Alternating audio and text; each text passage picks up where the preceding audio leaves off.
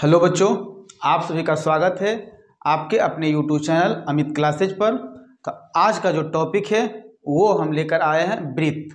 तो वृत्त से संबंधित तो ये 9 और 10 के लिए भी काफ़ी इम्पोर्टेंट है।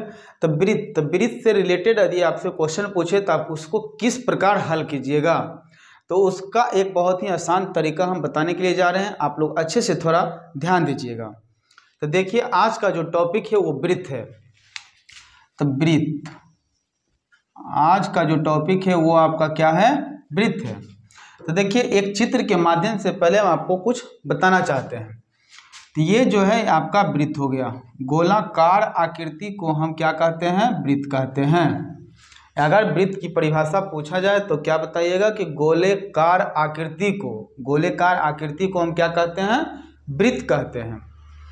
तो देखिए, वृत्त में क्या होती है कि वृत्त, ये गोलाकार आकृति आपका वृत्त हो गया। तो ये जो होता है, ये यहाँ से इसका एक केंद्र होता है। तो ये वृत्त के मध्य भाग को हम क्या कहते हैं? वृत्त का केंद्र कहते हैं।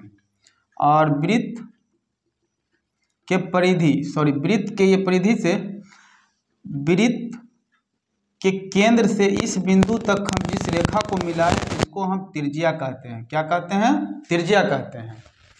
और इसे इस बिंदु तक यदि हम मिला देते हैं तो ये आपका व्यास हो जाता है। क्या हो जाता है? व्यास। ये आपका व्यास हो गया। तो देखिए, इसमें ऑब्जेक्टिव टाइप का क्वेश्चन में पूछता है कि वृत्त की सबसे बड़ी जीवा क्या होती है? वृत्त की सबसे बड़ी जीवा क्या होती है? तो वृत्त की सबसे बड़ी जीवा उसका व्यास होता है। ये भी आपका जीवा हुआ, ये भी आपका जीवा हुआ, ये भी आपका जीवा हुआ, लेकिन जो सबसे बड़ी जीवा होती है वो क्या होती है? व्यास होती है। तो चलिए देखिए कि वृत्त से संबंधित क्वेश्चन आपसे कैसे पूछा जाएगा। तो इसमें आपका वृत्त, इसमें व्यास या तो त्रिज्या का मान दे दिया जाएगा। तो चलिए हम त्रिज्या का मान ही लेते हैं। मान लीजिए त्रिज्या को हम r से सूचित करते हैं। तो r का मान आपका दे दिया 7।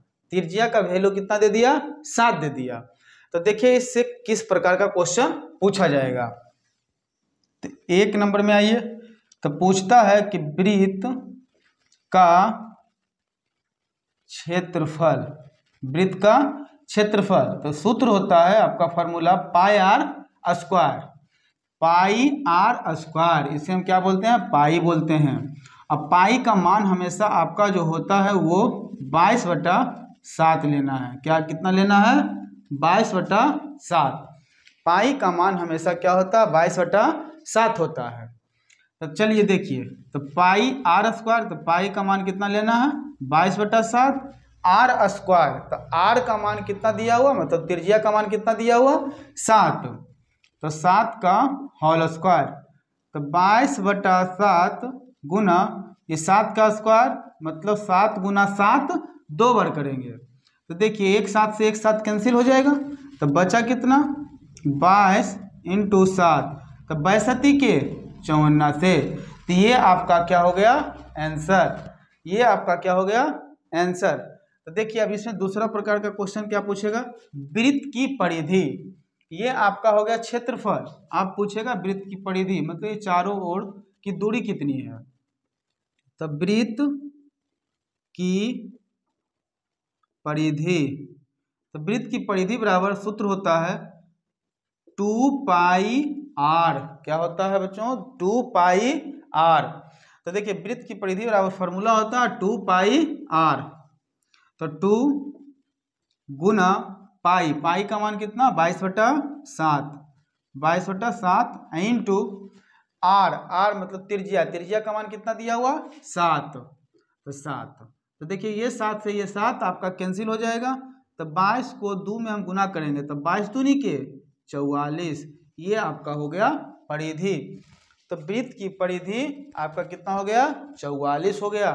तो ये वीडियो आपको कैसा लगा कमेंट करके जरूर बताइएगा। अगर मेरे चैनल पर नए हैं तो लाइक और सब्सक्राइब कर दीजिएगा।